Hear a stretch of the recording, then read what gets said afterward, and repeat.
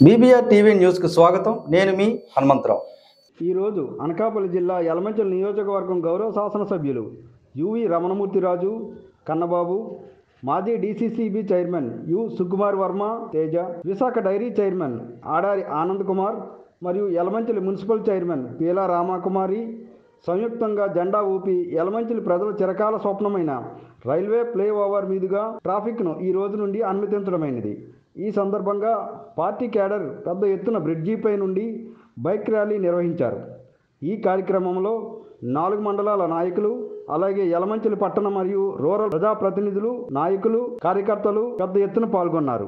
మీ బిడ్డ వల్ల మీకు మంచి జరిగి ఉందా లేదా అన్నది మాత్రమే ఆలోచన చేయండి. మీ ఇంట్లో మీ బిడ్డ వల్ల మీకు మంచి జరిగి ఉంటే మాత్రం మీ బిడ్డకు సైనికులుగా మీరే నిలవండి అని చెప్పి సందర్భంగా కోరుతా ఉన్నా.